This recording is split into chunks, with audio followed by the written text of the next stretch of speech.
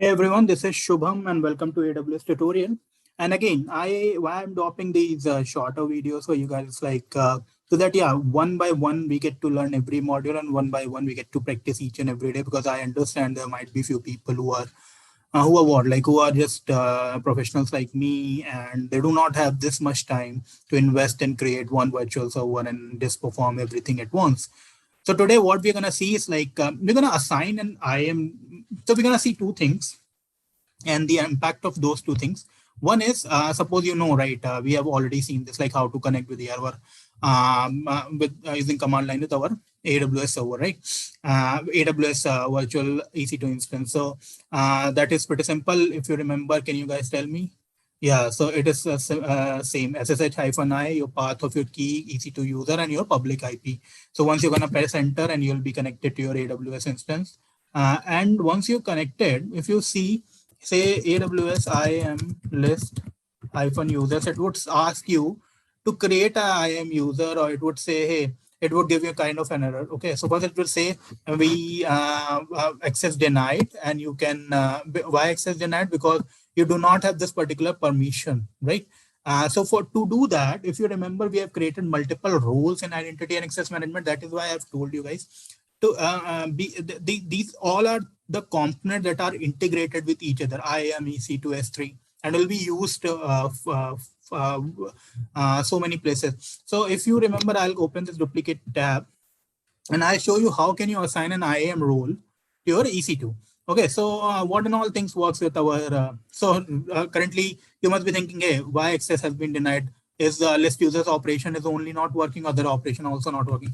I'll say other operations are working. If you're gonna ping your google.com, it would ping google.com pretty fine. See, it started pinging that. So don't think like only, don't think it's like every service is not working and we are not able to connect to that. We have connected to our EC2 instance. The issue only with list users because it's not been has a certain what I would say is like authorization to it.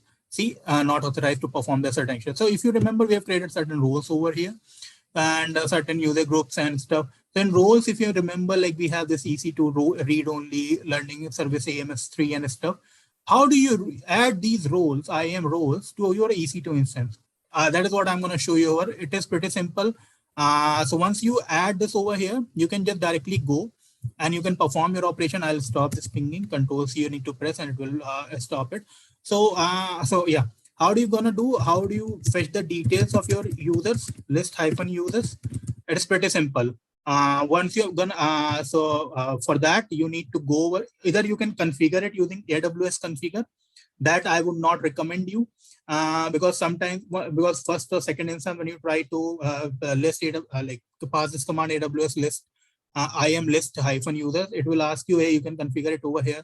But once you configure it over there, other person can connect your EC2 instance from other system, and using this command only, he can fetch all the details of your users, which is not recommended, right? So for that, what you're gonna do, you can create an IAM role, and instead of click on your instance, go to your action, go to your security, go modify IAM role, and from here you can select your EC2 read only one, or any other EC2 instance, and you can just save it. And then when you wanna say, hey, AWS list IAM list hyphen user, it will fetch you all the details for that particular user, and you need to verify that also. You can go and select that instance, go to security, and you'll see in securities the role has been assigned to this, right? So this is how you gonna connect to it. And for this lecture, this is pretty much it. And with the next day, I'll come with the next video, and I'm promising you this video is gonna be, this series is gonna be completing you and train you in like this particular stuff of AWS, which is basic one, and you will be able to clear or complete or compete or like get like above 70 or above 80 in your AWS CCP certification. That I'm gonna promise you. So till this time, thank you so much. Next lecture we'll see something different. Thanks.